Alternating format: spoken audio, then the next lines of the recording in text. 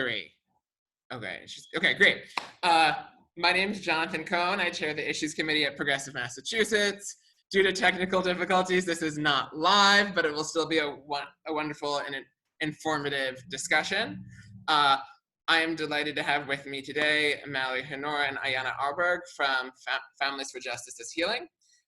If you when thinking about issues that would be important to talk about in this series, decarceration was one of the top ones coming to mind, because as we've already been seeing across the country, some of the sites of the worst outbreaks have been prisons and jails, because they had often terrible conditions to begin with, and that overcrowding, kind of like a low medical attention, low hygiene being in for low access to hygiene creates a set of conditions where a pandemic can spread and effectively be a death sentence for people in there.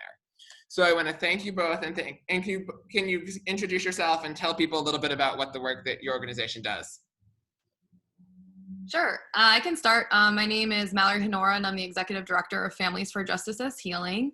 So Families for Justice as Healing was founded by our Boston mentor, Andrea James, and women inside Danbury Federal Correctional Institute in 2010. So this was a time when criminal justice reform was being talked about nationally, but women were being entirely left out of that conversation. So women started organizing inside of prison, and then kept their commitment to their sisters to keep fighting for their freedom when they came home. So Families for Justice as Healing is proudly based in Roxbury, Massachusetts. We're a statewide organization.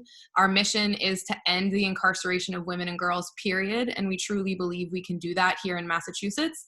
And Families for Justice as Healing is also a proud member of the National Council of Incarcerated and Formerly Incarcerated Women and Girls. So women that Andrea was with in federal prison went home all over the country, and they've continued the same type of work that Families for Justice as Healing is doing here in Massachusetts in their own states.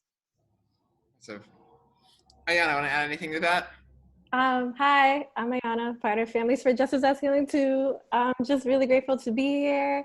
Thank you for prioritizing our work to be put on your platform. We really appreciate it, because we haven't been getting a lot of, press opportunities, and this is so important, especially like Mallory said, women are at the forefront of efforts to release people, formerly incarcerated women, women with incarcerated loved ones, Black and brown women. And so it's a really beautiful opportunity to be here with you. And yeah. Awesome. And so one thing that I think is important for people to understand is that despite Massachusetts' reputation as being a very, let's say, liberal or progressive state, our criminal justice system is pretty terrible in many ways. And can you talk about just even prior to the situation, about what the situation, prior to the current pandemic, what are the conditions like in prisons and jails in Massachusetts? I can start, Ayana, and you can and can pass it to you. There is the impression of Massachusetts being democratic and liberal. We're an incredibly punitive state, and we would describe it as being an incarceration first type of state. So we're using incarceration to quote unquote solve, but really worsen all of our social problems. So incarceration is the response to poverty. Incarceration is the response to addiction. Incarceration is our response to mental health issues. And incarceration targets Black and brown people in Massachusetts, and we have among the worst racial disparities in the country. Another important thing to talk about is, even though Massachusetts likes to brag that we have one of the lowest incarceration rates in the entire country, we also spend some of the most money on incarceration per person. So we are spending far more than states that have 2 or 3 times our incarcerated population. And right now we're spending about $91,000 a year per person to incarcerate them. And what does that look like? We're talking about people that are in absolutely dire conditions. So Framingham was a toxic wasteland even before COVID-19 happened. Innumerable Department of Public Health violations, asbestos, mold, CBPs closing parts of Framingham because it was making women sick. And it was a major health hazard. And one of the things that mold and asbestos does is get in your lungs. And now women are enduring a pandemic that is a lung infection. So it's absolutely terrible living conditions before this situation, in addition just to the indignity that incarcerated people endure all the time. and abuse from guards, for example. So there's just a long list of ways that people, their well-being was not ever being cared about. So one of the things we say all the time is that incarceration is always harmful, and this has just exposed all of the harms that people were already enduring, including solitary confinement. And now you have the entire Department of Correction on 23.5-hour lockdown, which is so brutal on people's mental health, their well-being, on their spirit. And Ayana, I can pass it to you to talk more about what else that we've seen from our members and from our loved ones. Yeah, definitely.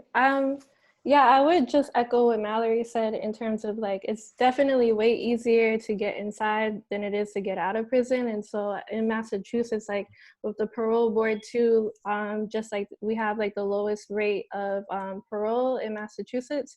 We have like a high aging population of people in prison in Massachusetts. Like even the National Council on Families for Justice That's Healing, we're kicking off. We've been doing a clemency campaign for well over a year now. And just like the track record for the governor hasn't released anybody through clemency. And the governor prior only released like one person through clemency. So like Mallory said, like, you know, we pride ourselves for being like a very liberal state, but we're not Yeah. at all. And then, yeah, just speaking to the conditions too. I mean, I can't really speak too much on behalf of it because I've never been incarcerated, but can always just uplift our sisters at Framingham. And then also, you know, people that we know who are loving men inside different DOC prisons, but just like with the current conditions and the lockdown definitely exacerbating a lot of like feelings of anxiety and fear and anger, stress. Families aren't able to like visit their loved ones. Phone calls, even though people are getting like one free phone call a week, you know, with the condition of being on lockdown for 23.5 hours a day, you're not hearing from your loved ones as often. So there's just a lot that's going on right now that's just, I don't know, it's just further separating families too. So yeah. Yep. And one other, thank you so much, Ayana. And Families for Justice That's Healing, our members are formerly incarcerated and our members are women with incarcerated loved ones. So all of us are getting daily communication from our people inside that's just terrifying us and also hurting our hearts. So an example of what we heard is we supported a mother to advocate on behalf of her son at Walpole, who was being fed inedible food with rodent feces. And that's actually one of 2 prisons where people actually refused to eat their tray because it wasn't nourishment, it wasn't edible food, and people were lugged to the hole for that. So we're talking about in multiple prisons in Massachusetts, people being served inedible food, and then we know that people haven't gotten hot food in some cases for weeks. So people eating sandwich bread, bologna. So at a time when people's immune systems are at the most risk, they're not being properly nourished or cared for. There's folks that have health conditions that aren't receiving the regular care that they need. So it's a total nightmare right now. And again, it's been like that. So we can't stress enough how dangerous it always is to be incarcerated, both physically and mentally. When you're talking about food, and I know there's also been an issue about having potable drinking water too in a number of the prisons in Massachusetts. Absolutely. So Deeper Than Water is a sister organization, lots of family members of incarcerated people fighting for drinkable water at multiple prisons, including Norfolk. Women inside Framingham have reported to us that water's given them rashes. Women right now are just moved to the Brewster 2 building, which was shuttered before COVID-19 because of rodent infestation and also issues with hot water. So women were brought during a pandemic onto a unit where hot water wasn't immediately available. So again, the conditions are really brutal. And the response to that shouldn't be building new shiny prisons, right? It should be making decarceration permanent policy, because jails and prisons are absolutely no place for women. It's no place for the people that we love. And there must be something better that we can do for our people than lock them up in cages. Definitely. And then one thing that wanted to follow up in terms of the situation now, what is it, since I know there have already been some reported cases, I know that the medical attention in prisons is like never really what it should be. How is that do you have a sense of how that's being handled currently when there are cases of COVID-19? I feel like they don't know what they're doing. And so we're hearing from sisters inside Framingham that there's like a quarantine unit that they're just throwing people in. And like that unit, especially at Framingham, was like closed down for a while. So just putting them in an uninhabitable unit, even though we, stand that like incarceration is always harmful, but and then also just moving people from single cells into like double bunking them. So just not taking any type of real like safety measures to like help. And like obviously it's like almost near impossible to really like do like have any type of like protocol in prison, but at the same time there are some common sense steps that they could be taking that they're not, and I think that's just like a reflection of like how much they care. Yeah, people were at Framingham, for example, women were not tested largely until this past week. Wow. Men and women were not given masks in some case up until the past week. So just the very basic things that DOC could have been doing and the Sheriff's Department could have been doing, they're not doing.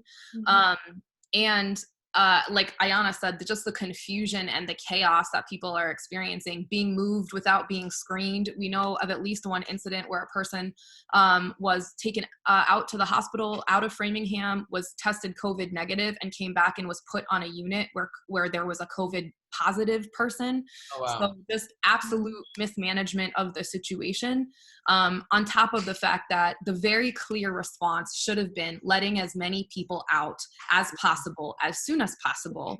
And unfortunately, what we heard in Massachusetts instead was a debate of who's worthy of health, life, and well-being, and that depending on what you were convicted of, instead of standing together and saying the healthiest, safest thing we can do for our people right now, for all of us, is to release people from jail and prison. So people have gotten out of county jails.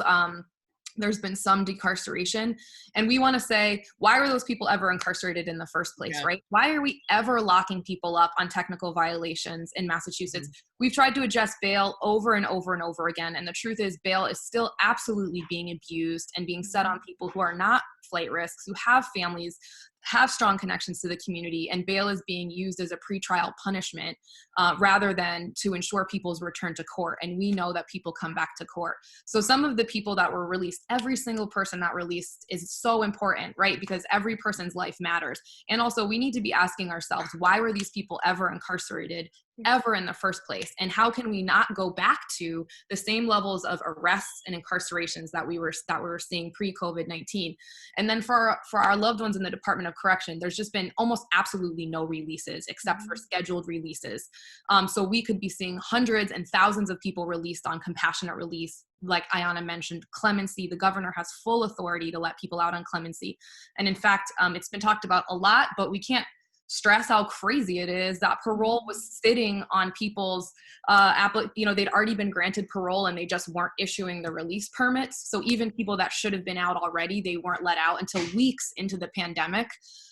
So we just have a totally broken parole system anyway that has been flailing and failing and compromising people's lives in the middle of COVID-19. The one point that you hit on when talking about kind of the role of the governor and the parole board, one thing that I've been thinking about is, what is the power that lies within each of the different offices? So that, let's say, what are the things that are within the governor's powers to take action, in the legislature's powers to take action, the attorney general, like a sheriff, like a district attorney? Where do different sources of power to fix this lie? Do you want to start, or do you want me to? I could try and take a stab at it. And actually, full transparency, like I feel like we're also learning and we're doing research too as we're doing these targets with our week of actions. But we know off bat that the governor has clemency power, can grant compassionate release, can push the parole board to move on like granting parole. The DOC, we know, has the authority to petition for medical parole.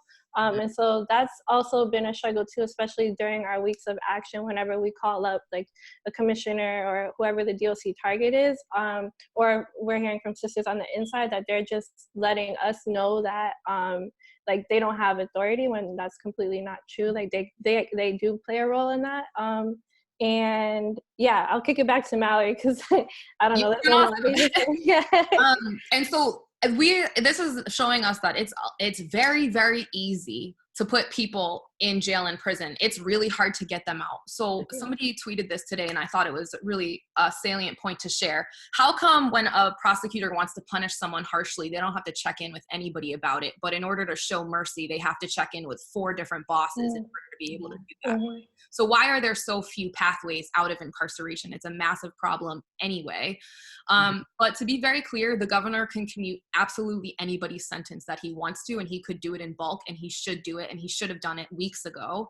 He also can use his emergency powers to order that hotel rooms open. We could be paying hotel workers. We could be making sure hotel workers have the safety equipment that they need, and we could be opening hotel rooms that have bathrooms and phones for unsheltered people that need it and people released from jail and prison to safely quarantine, to live if they don't have a place immediately, while many people do, of course, have families that have been begging for them to be released and come home to them. Like Ayana said, Department of Correction can actually initiate the petition for compassionate release, and the parole board, again, should be expediting hearings. There must be a way for the parole board to do sort of like bulk approvals, and to do things way more quickly than they're used to doing, and also to sort of how do we say, make less harsh their requirements for release. So take away some of the hoops that people have to jump through in order to be able to be released, and just expedite it. And we should be clear that that's actually what they should be doing anyway. You know, again, we question that the parole board does anything to protect community health, safety, and well-being. They don't. They just re-prosecute people. They punish people harshly. They keep people inside for way too long. And those people need to be coming back to their communities anyways. District attorneys could be ordering their line prosecutors to not request bail in any circumstances whatsoever. And we know that they're absolutely not doing that. They could be, they're receiving a lot of motions from defense attorneys, like motions to say sentences, motions to reduce bail, and they could be in a way bigger way supporting those motions, or at least not opposing motions that would lead to somebody's release. So there's a lot of power. And the AG's office is really interesting. The Attorney General can actually issue orders to district attorneys in Massachusetts. But what the office is doing, for example, like the Attorney General's office is responsible for representing the governor right now in the lawsuit against the governor, the Department of Corrections, the Executive Office of Public Safety and Security. So it's a troubling position that actually what they're trying to do is have a lawsuit against the governor, EOPS and DOC dismissed, rather than really looking at being able to release classes of people, which is what the lawsuit is about. But really, more than get into the sort of technical who can do what, or like the legal arguments, I think what we want to be sharing with people is that incarceration is always harmful, and we're overusing it in the Commonwealth wildly. We're spending way too much on it, and we really want to disconnect the idea that jails or prisons do anything to create safety and well-being in communities during a pandemic or otherwise. It just doesn't. We need to separate the idea that incarceration does anything to make people healthier or safer. And instead, what does that? Formerly incarcerated women have been leading, saying what does make communities healthier and safer, right? And that's healthcare, that's healing, that's housing, that's treatment, that's economic development. That's giving communities of color, Black and brown communities, most impacted women, the resources that they need to take care of their families and to build up the community in the way that they see fit. So I definitely think there's an opportunity for us, for white people, for suburban folks, to really get behind the demands of communities that are most impacted by COVID-19, right? And Black and brown communities are not just most impacted by COVID-19. They're most impacted by homelessness. They're most impacted by mass incarceration, right? So all of the inequity that's already existed is just being totally worsened by this moment. And we can stand together and say, you know what, we want a different Commonwealth. We want health and safety for all people. We know that decarceration is better for public safety and health in the long run. So let's make that permanent policy, and let's take resources away from incarceration and get it in the hands of people in their own communities to decide what they need and how to live healthy and safe lives. Mm-hmm. Well said. Ayana, want to add anything to that? No, that was that was perfect. I mean, I will say that it's been beautiful though doing the weeks of action, because like Mallory said, like we are starting to like connect those communities, and like having, you know, white allies, like, you know, really call every single day on behalf of you know, our communities, and then also our people also, like, you know, waking up every morning ready to go. So it's really cool, and it's been pretty empowering to like connect with each other and not feel so alone and isolated during this time, like we could still find ways to take action. So totally. And yeah, we appreciate the ways that Progressive Mass members has amplified it, has participated in the weeks of action. Like, please keep going. Yeah. And we've seen success when we've done this before, you know, so we passed primary caretakers legislation in 2018, and that was a beautiful coalition of people standing together to say that when we incarcerate parents, we incarcerate the whole family along with them, and how important it is to keep parents together with their children in order to interrupt cycles of generational trauma, in order to let parents be held accountable, but also heal and advance their life. So when we work together, we've been able to see those big changes, and we've been able to get stuff done before. So we hope, again, this is a moment where we can stand together and demand decarceration now, but also as permanent policy, and really be shifting resources away from jails and prisons and into communities that need it most.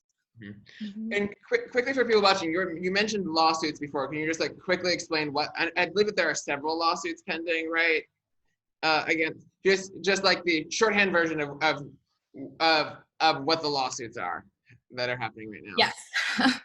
Okay, so the ACLU, the Massachusetts Association of Criminal Defense Lawyers, and the Public Defender Agency, CPCS, the Committee for Public Counsel Services, they filed first, and that decision came out a few weeks ago, and the SJC really said, really deferred to the executive branch and said there's not a constitutional claim being made right now, so we can't take action. We're going to urge the DOC to do releases. We're going to urge the parole board to expedite hearings, but they stopped short of issuing any orders actually for releases.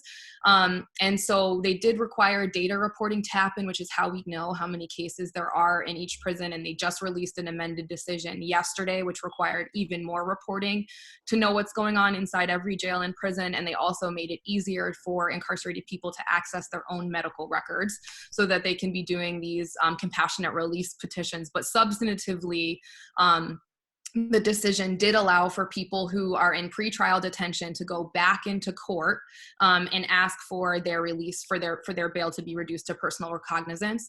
And it did exclude people from that. So that was really only people for quote unquote nonviolent offenses. And again, we asked the question, why were those people held on bail in the first place? Why were they in detention in the first place? And it also gave people who had technical violations of probation an opportunity again to go back into court and be released from incarceration. So that was important. It did lead to sheriffs releasing people one by one from county jails. It led to district attorneys not opposing some people's release, but all in all, we think we can see way more releases. And again, there was nobody really released from the DOC. Now Prisoner Legal Services filed a class action lawsuit, again, which is a suit against the governor, the Executive Office of Public Safety and Security, the DOC, and the parole board. And that would, that's asking for classes of people to be released, people over 50, people with health conditions.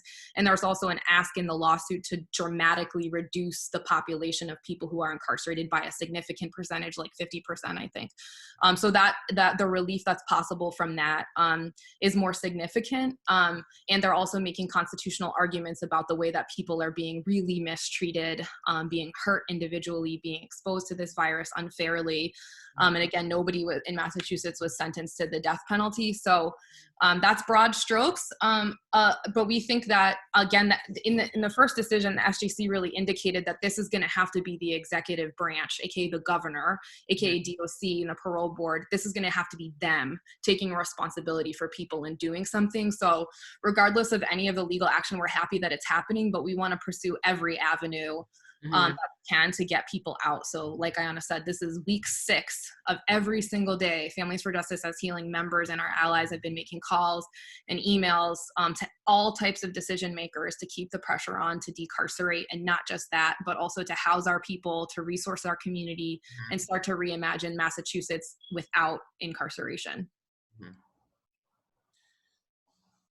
And you were talking about hotels earlier. It reminded me of one of the like really specious arguments that I think some of like the folks in the DOC have been saying, where they've been saying, oh, people are actually safer here than they would be if they left, which seems completely disconnected from reality, if you want to kind of respond to that argument that they're putting forth.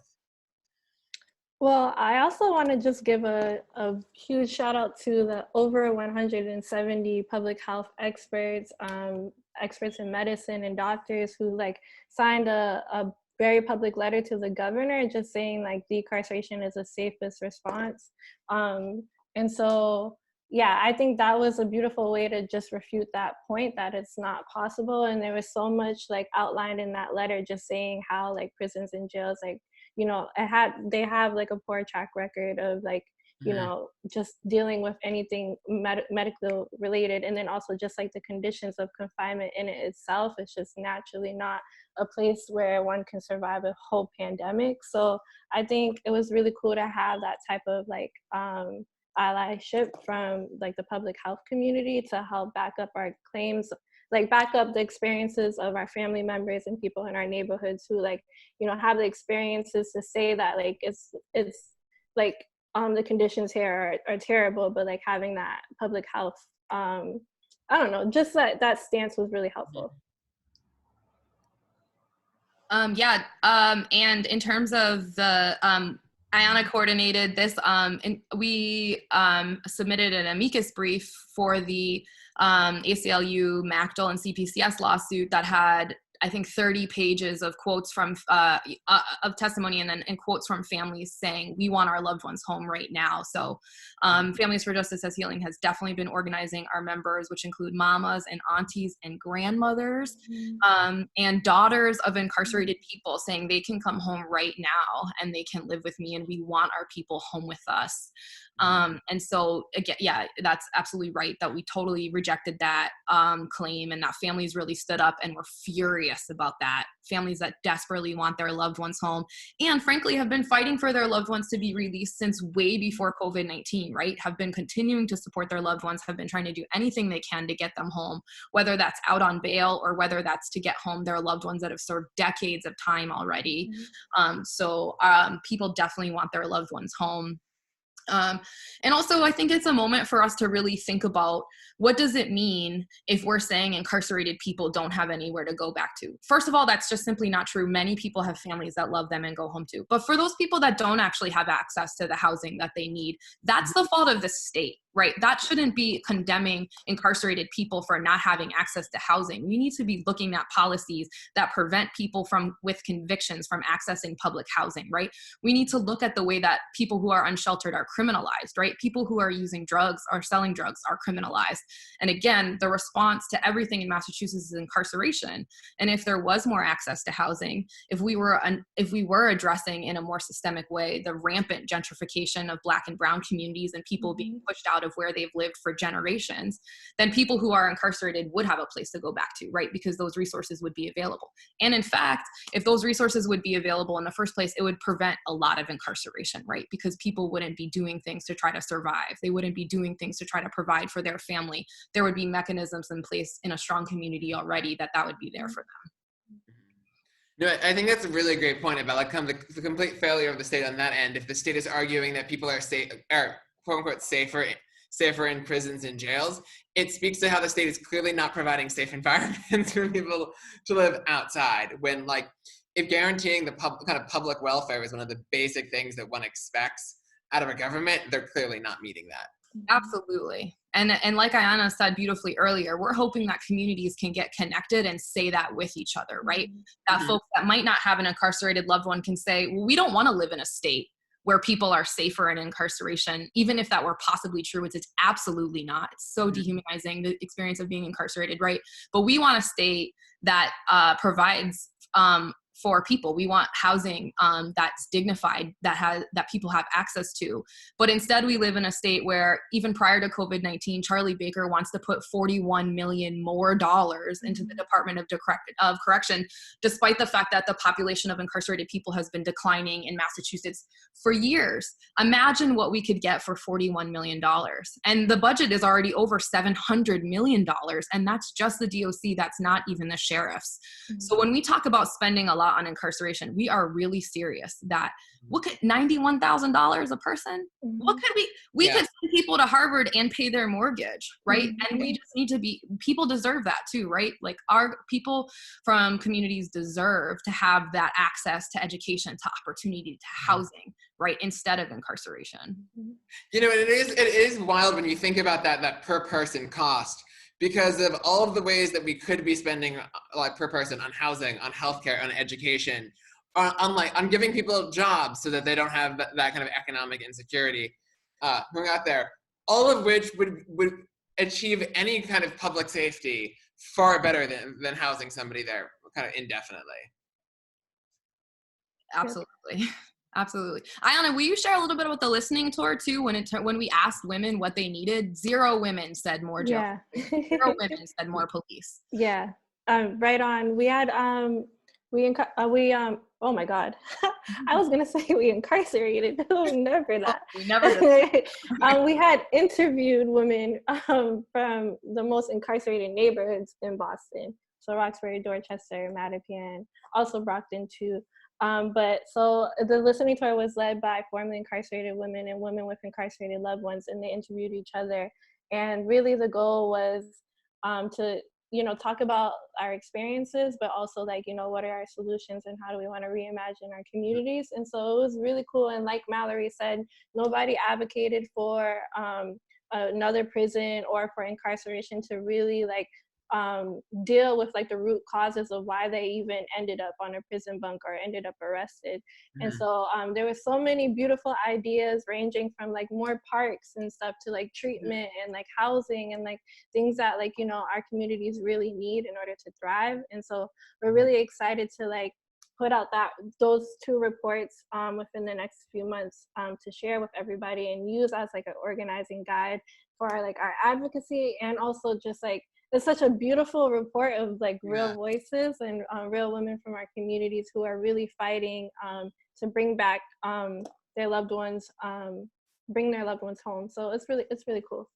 Definitely. And our members are formerly incarcerated women who are running reentry programs, right? Who are running sober homes, who are running advocacy organizations, who are running therapeutic programs, who are licensed drug and alcohol counselors. So when we think about who incarcerated people are and who formerly incarcerated people are, they are extremely important members of our community. They are our loved ones. They are people with tons of expertise and experience that can lead us away from incarceration and toward what people really need. And we just want to say and celebrate our members who are already doing that, right? And that we can be investing in them and deferring to their leadership rather than the approach that we're seeing the Baker administration take over and over and over again. Yep. I think especially to that point that if you want like the people who can best understand how to do that kind of like early stage, kind of even let's say the prevention to make sure that you have like safer communities at the start and getting at the root of the problem, people who've had to suffer through the system and kind of can speak to their own experiences and kind of like basically reflect of different steps along the way and being able to see what are like kind of like maybe like a red flag for somebody else and to make sure to help redirect them and get them the services, the supports and the services that they need. That I think like those people would be some of like the best equipped to do that. Definitely. And we're one of the things about the things being shut down right now is like that there's even less public participation in government right now. So we know, for example, there's a hearing on the decarceration legislation. Forgive me, I don't have the number right in front of me. I bet you know what it is, Jonathan. But Representative Sabados's bill, Families for Justice as Healing, has endorsed that. There's no public hearing. There's just a written testimony only process. We're really concerned about what's going to go on with budget hearings over the next couple months, for example, if the government continues to be shut down. So you're absolutely right that formerly incarcerated people, most impacted women with incarcerated loved ones, they need to be leading this process and their expertise needs to be centered. And we don't want to lose that opportunity because of COVID-19. In fact, we want to make sure that our government processes remain as public as possible and people can lend their voices to that process and the expertise of most impacted people can be included. And before that, you know, we saw a bunch of commissions that really restrict, there's no formally incarcerated person on the Restricted Housing Oversight Committee, for example. How are you talking about what we should do about solitary confinement, and there's no survivors of solitary confinement that are officially on that commission, right? There's one formally incarcerated woman on the Justice Involved Women panel. There was no formally incarcerated people, and in fact, no people of color at all on Senator Brownsberger Commission on corrections spending. So really, what are we doing in the Commonwealth when it comes to incorporating the expertise of people who have lived through that experience themselves? And that's a huge priority for Families for Justice as Healing, that we're not just calling upon women to share their pain, right? We're calling on most impacted women as policy experts to be sharing what their solutions are. So like, we're super excited to release the Listening Tour report, and our members are leading these weeks of action. Our members are super active in their own communities, developing their own ways of responding to harm, their own ways of healing, and their ways of holding people accountable outside of the system. Our member just opened a reentry home. Like, women are leading. We need to just get behind them and support the efforts that they already have going on. And then one thing, when you're talking about with budgets, isn't, like, if I remember correctly, in Baker's budget for like the upcoming fiscal year, it just like increases the total amount of money for prisons and jails. Yeah, absolutely. So I can actually, I should have pulled it up, but this particular year, it is, he made it, and we heard that he's going to actually redraft the budget, but we're actually really concerned about, we've seen austerity budgets come out around the country. So, you know, that word was new to me, but basically just stripped down budgets that only invest in like sort of law enforcement, rather than social programs and the social infrastructure really that all of our lives depend on. So we absolutely reject an austerity budget. We're doing organizing right now about what most impacted women want to see out of the budget. But in terms of where Charlie Baker is coming from, he asked this year for a $41 million increase in the Department of Correction budget over the fiscal year 20 budget. So that's more, right? And then I think it can pull up the number, but I believe it's $115 million that the DOC budget has increased since fiscal year 17. And I'm just looking at my notes here. Yeah, so that's right. So there's been a $115 million increase. That's $115 million since fiscal year 2017, while there's been a significant decrease in the population. So there's 1,565 fewer people in DOC prisons since fiscal year 17, but there's a $115 million increase in spending. And we also know that I don't have those numbers in front of me, but the sheriffs are asking for more money as well, both to pay guards more money, but also to just increase their budgets in general. And then even more scary, there's a bill before Ways and Means right now to build a new regional lockup in Suffolk County, which is going to cost an immense amount of money and is just another jail. It's a jail to hold people in between when they're arrested and when they're arraigned. And part of the insane argument to justify that is that cops don't want to deal with people who might be using drugs, overdosing on drugs, withdrawing from drugs. So do we want a new regional lockup in Suffolk County, or do we want actual consensual, holistic drug treatment that people need to save their lives, right? So we reject the idea of any new jail or prison in Massachusetts, any more spending on incarceration, which is so outrageous at this point. And again, instead, what do people really need? People need recovery that works for them. Tons of different models of recovery, not recovery that's forced on them by the state under threat of punishment, right? But consensual treatment that looks a lot of different ways, that's culturally competent, that people can be cared for in the ways that work for them. So that's another thing that we have to be really, really careful of, both in the budget. We want to make sure that spending on incarceration is decreased, but we want no additional money whatsoever to build any new jail or prison. Right. And there's like at least $50 million floating around for a new women's prison, despite fierce opposition from Families for Justice as Healing and communities across the state too. And I think that in like both cases really speak to a problem where if you're increasing the capacity, that leads to a mindset where you would want where there would be arrests to meet the new capacity.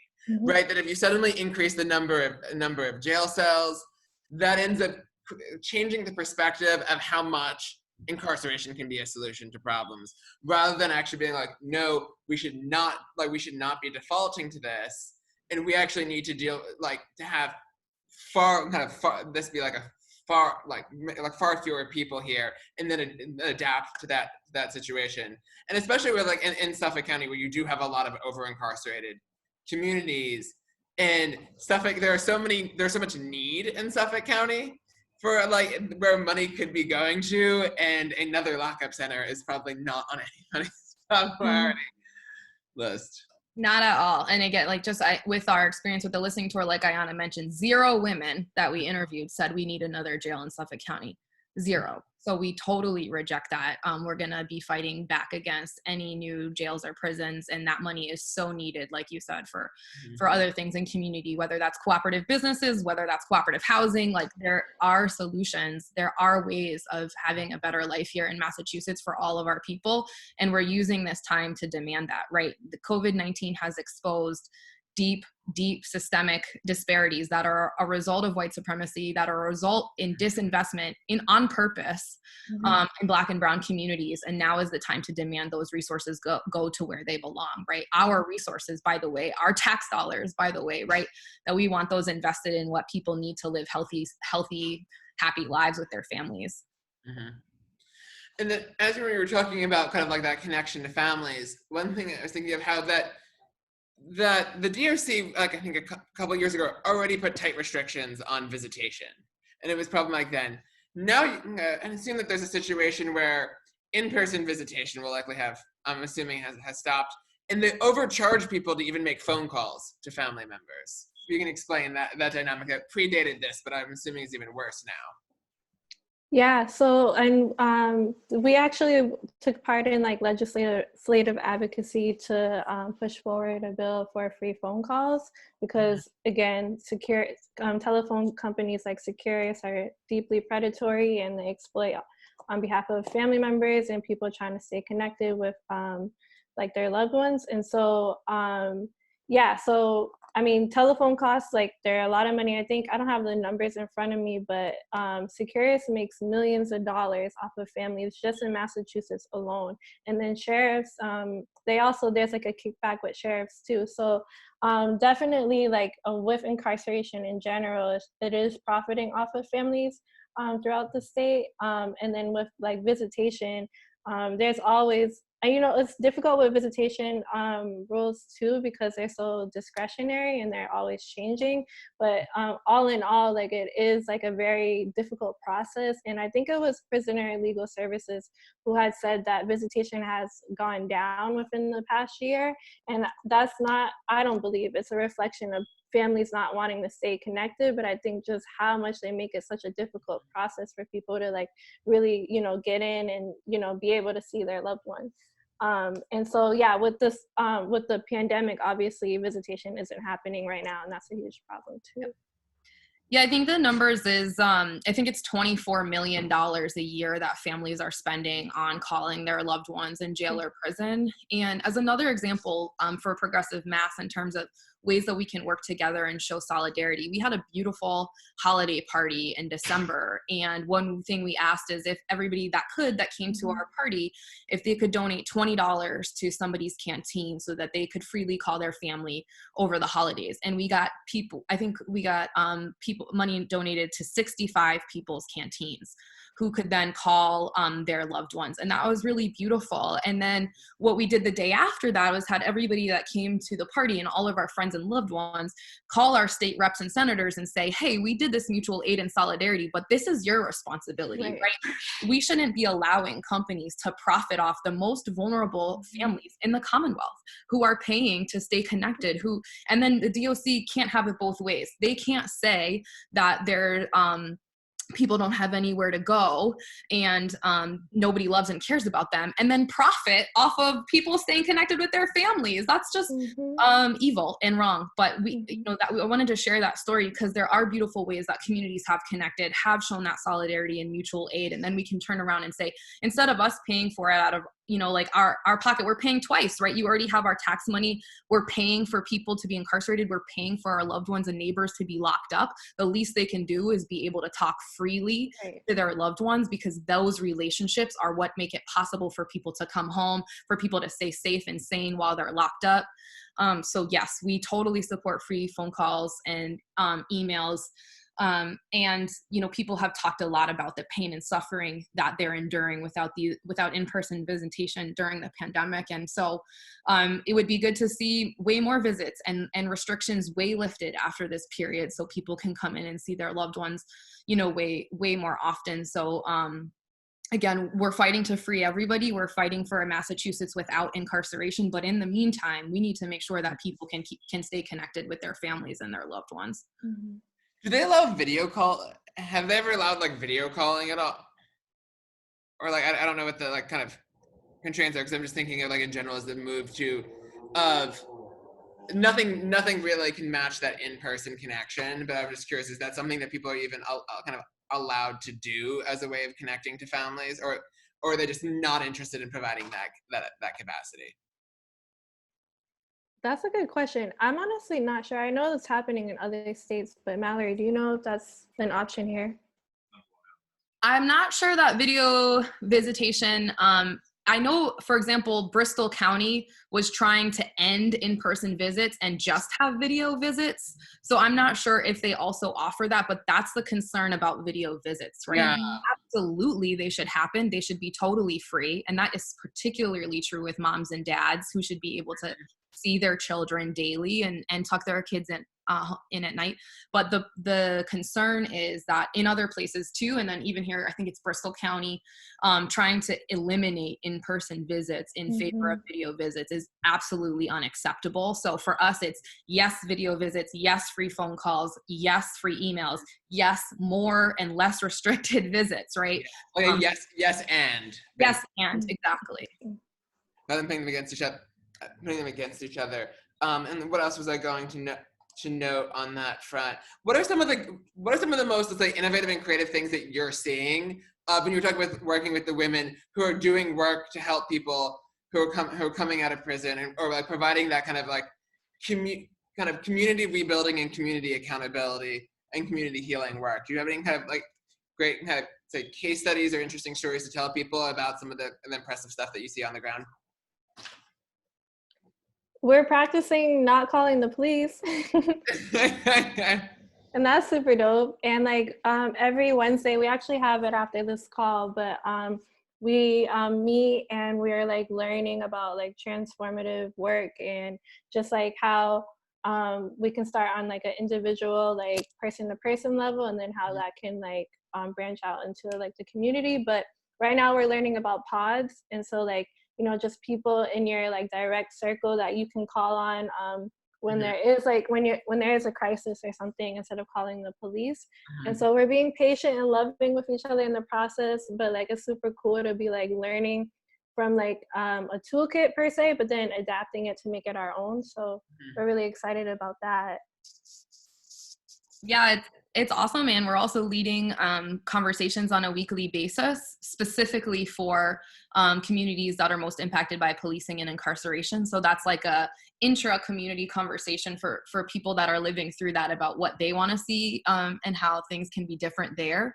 So that is beautiful and transformative work that is some of our less public work, in the sense that people all over the state might not know that it's happening, but it is happening. Deep relationship building, deep study, and deep practice, and people really thinking about what different looks like together and making decisions about what communities want to do differently. So that work is ongoing at Families for Justice as Healing. That was pre-COVID as well, of course, and it's just ongoing, and now we're able to meet online. So it's great to be able to be together. All of our programming is still happening online. In terms of other really beautiful things, again, women, most impacted women have been in leadership positions and been doing this work. So we see, survivor-led organizations who are supporting women who have the experience of having an incarcerated loved one and being survivors of violence, and really nurturing deep relationships. And then we have our wonderful Stacey Borden. She is a licensed drug and alcohol counselor. She just opened Kimya's house. She's fighting to get the construction done that she needs and all the licensing that she needs to happen, which is obviously an uphill battle because of COVID, but that's going to be opening really soon. And so we're talking about a reentry house that's run by a woman that reentered herself, that's on her own recovery journey, that knows better than anybody else, like what it takes to be able to do that. So her expertise is like so essential, and we need that place for women so bad. And when this one's off the ground, then there's going to be another one, right? And another one after that, because the community is taking charge and building itself up. We also have, of course, formerly incarcerated business owners who are coming back to their community after incarceration, and not only running a business that their community needs, but also employing other people in the community, right? So I want to take a second to talk about how formerly incarcerated people were actually carved out of the payroll protection program federally. And the restrictions were actually so severe that it's not just people with felony convictions in the past 5 years, it's even people that had to do pretrial probation, for example. So just people completely axed out of relief that really could save businesses. And so another thing that we need in Massachusetts is a program, a funding stream specifically for formerly incarcerated people and their families, their organizations, and their businesses, because we have to make up for what the Trump administration, the devastation that's been waged on formerly incarcerated people in their communities. So one thing that we could absolutely do in Massachusetts is set up a relief fund specifically for formerly incarcerated people that includes paying rent on personal homes, paying rent on businesses, all the business costs that people have, because formerly incarcerated people are employers in our community, right? They're providing essential services. So that is a super important thing that we could be doing as a Commonwealth. And then just in terms of other super exciting things that we're seeing, there's so much. And we also have been really running this really beautiful coalition called the Building Up People, Not Prisons Coalition, which again, we're so excited to be talking to Progressive Mass, because there really are so many ways that people, regardless of what community you're from, can be participating in this organizing, right? So Building Up People, Not Prisons is a multiracial coalition of people, most impacted people supported by allies, who are doing this long-term organizing work to end the incarceration of women and girls in Massachusetts.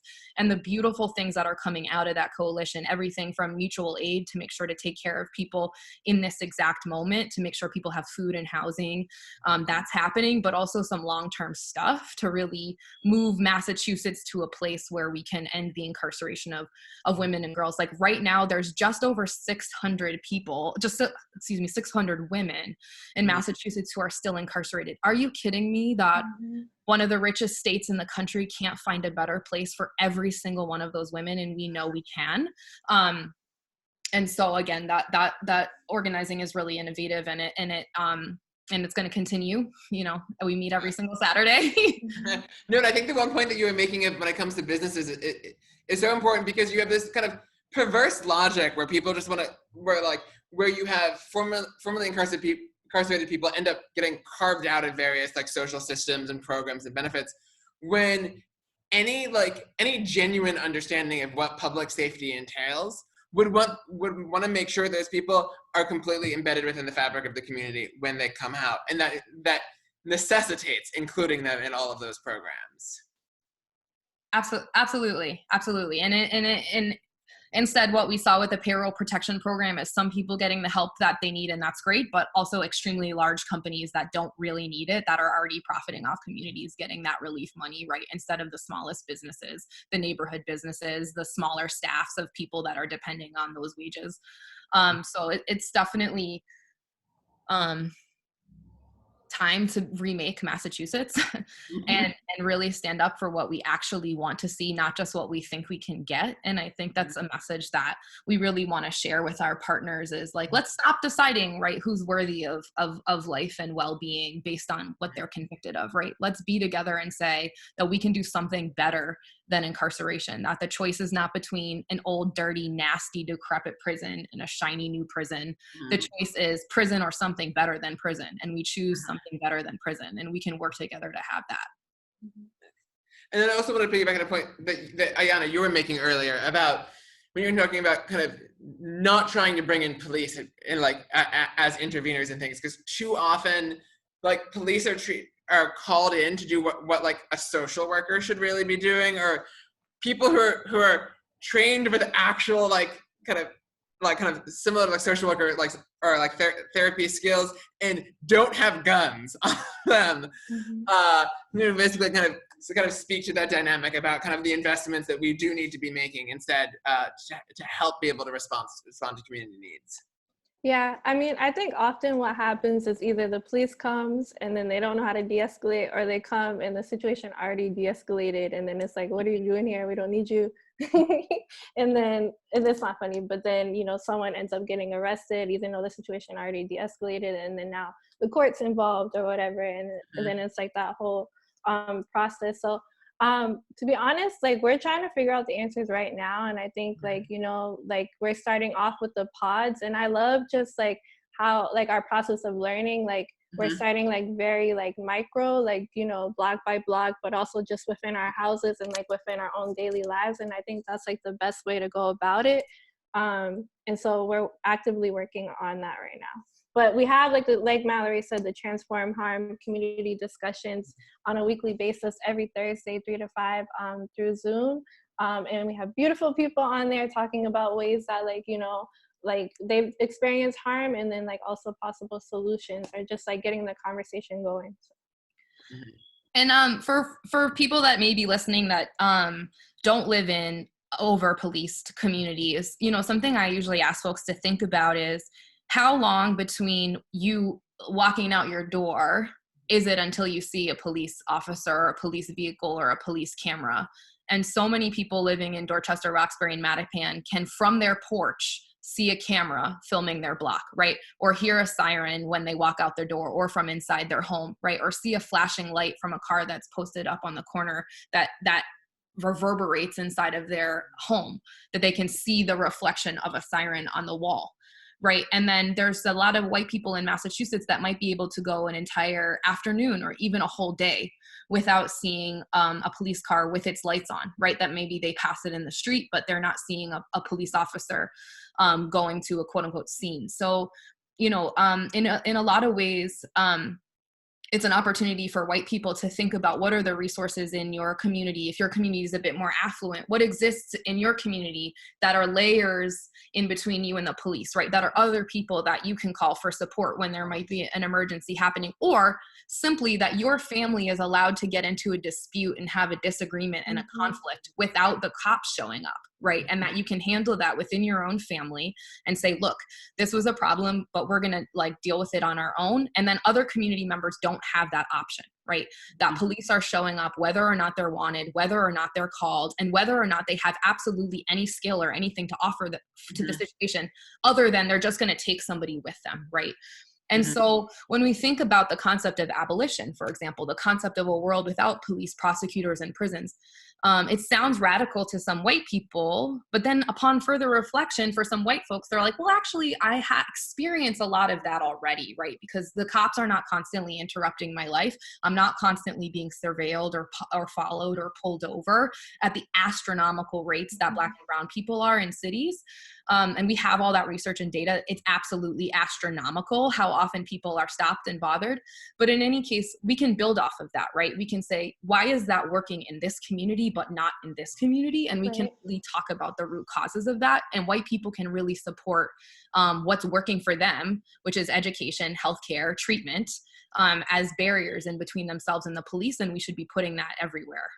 Yeah, I would like to echo what Mallory said, especially in terms of like the root causes, because I feel like that's kind of the difference between like, like we say like abolition exists in like white wealthy communities, but like it's just like they're not, I don't know, there's just more impunity, and like they're not addressing issues, like they just let it slide underneath the rug. And so like I think what's different about our process, and it may be a little bit slower, is like, we're trying to address those root causes too. So it's not just like, okay, we're not calling the police, but okay, like you know, how can we create like conditions in a community where like this doesn't have to keep happening again. Mm-hmm. Definitely. Yeah. Like, is it Ruthie Gilmore that says, you know, abolition is about abolishing the conditions that lead to incarceration. Mm-hmm. Right? So we're talking about health and well-being for everybody. And it's an invitation, right? It's like an invitation to work together, to have those things, to want to just, I'm going to be, excuse my language, to want good shit for other people, right? Right. Want good shit. Like we can all have it. There's enough, but not in a state where we're spending $91,000 a year incarcerating people. That's the shit that we're getting instead of good shit. Yeah. No, and your point about like the contrast between kind of over incarcerated communities and like kind of more, let's say, white affluent suburbs, it just reminds me of when it comes to like drug enforcement, where how like in kind of like an affluent white suburb where many of the teenagers there will have smoked marijuana or have used various drugs, and almost like very, very few of them will have encountered law enforcement during that. Whereas if you're in in a community where the police are just constantly there, but just by nature of that strong police presence, that people will be arrested for things that people in the say white affluent community would never ever face arrest for. Mm-hmm. Definitely. Before I've lived in Boston for 17 years. Before that, I went to high school in a predominantly white community. And one of the things I did when I started organizing 15 years ago was made a list of all the things I saw my white peers do that would be considered a crime. And I never saw somebody get arrested for them in high school. And as soon as I moved to Boston, my experience of seeing young Black and brown people be arrested was totally different than what I got to experience as a high schooler. So for white people, it's an opportunity to understand that policing in other communities looks different in your community than it does there, right? And to like be open to, again, believing the experts of people who have experienced this and following their lead on what they need. That's what we can do as allies. And so it's really important to recognize the different ways that people are responded to. And then also in particular about drug enforcement, that the rhetoric around the crisis related to opioids right now and people needing care and not punishment is very different than what Black and brown people experienced throughout the war on drugs. And also it's still a lie. We cannot stress that enough. People actually still aren't getting the healthcare and treatment that they need. They are absolutely still being arrested and still being punished for drugs all these years later. So one of the things our Boston mentor says all the time is that incarceration is a lie, and it's founded on lies too. The drug war is a lie. It is absolutely about social control. It's absolutely about the punishment of Black and brown people. It's absolutely about denying communities the resources that they need to be able to be employed, to be housed, to have economic stability. So yeah, we want to push past all of that and think about what we all need to be healthy and well in our own communities. And that includes housing that is a right and not a reward, right? That we're not deciding who should get to have housing based on whether or not they're sober or based on whether or not they have a criminal record, but just recognizing that people need housing to be safe and healthy, right? And that includes, and another thing is healthcare, right? Another thing is treatment. Another thing is economic stability. And again, we have the map for that. We have the listening to our report. We have women saying what they need in their own communities. So we're just hoping to be able to work together to make those demands of the state and to really have a people-controlled process of where our resources are going, as opposed to a reactionary austerity budget that is about, just buckling down and denying the same communities that have been denied resources one more time. Mm-hmm. And then as we wrap up, because I know that you both noted that you have stuff on Wednesday night to get to, final comments and final takeaways for those listening, or like action steps that you would want to make sure that they take. A quick plug-in for those who want to join us. We're having another free her car ride this Sunday at 1 p.m. at MCI Framingham. And so we would love for all those who want to ride with us to come through. We're going to be showing love and solidarity to our sisters inside. We've already done 2-3 car rides already. It's beautiful caravans. And then we also have free her Friday like lives that people can tune into as well. But definitely, if you're interested in being part of that action, you can sign up at tinyurl.com/freeherma. There's so many tiny URL links that we have right now. It's actually ridiculous. But also, if you're not hip to the week of action too, definitely invite you to look it up. We have like an action guide that we update every week. tinyurl.com/MA week of action. Awesome. Ayana, you're so brilliant, and I love working with you. That pretty much covers it. You know, we're two women of Families for Justice as Healing, and there are so many brilliant, beautiful, and bold women that are part of Families for Justice as Healing. So we're honored to talk about our organization, and just know there's many amazing women leading this work. I would just say, like, this is just an invitation, you know, from us to join us in this work.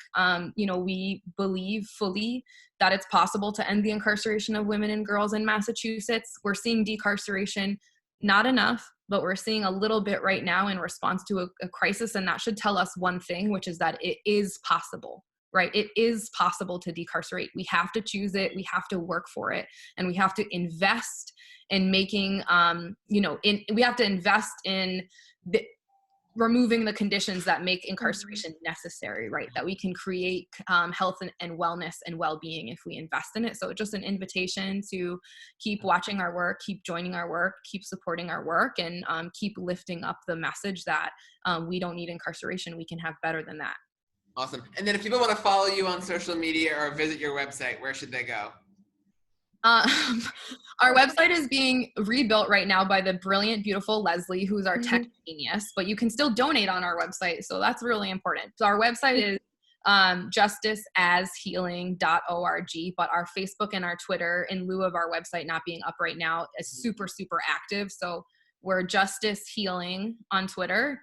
And then on Facebook, we're Families for Justice as Healing, the full name. And we can't forget a plug. If you want to follow along with our work, if you're newer to decarceration, if you're considering this, but you're feeling what we're talking about, we have the Get Free 15 every day at 11 a.m. Ayana, Sashi, and Ramilda are just sharing what you need to know every day. And you can watch that right from our Facebook page, which is facebook.com/Families for Justice as Healing. Awesome. Well, I want to thank both of you so much. It's a shame that for technical difficulties, this is not live, but thank you to everybody who will be watching this later. And thank you both for all of the amazing and vital work that you and your organization do. Thanks so much for having us. Yeah, thank you. Working together. Yep, free her. Free her.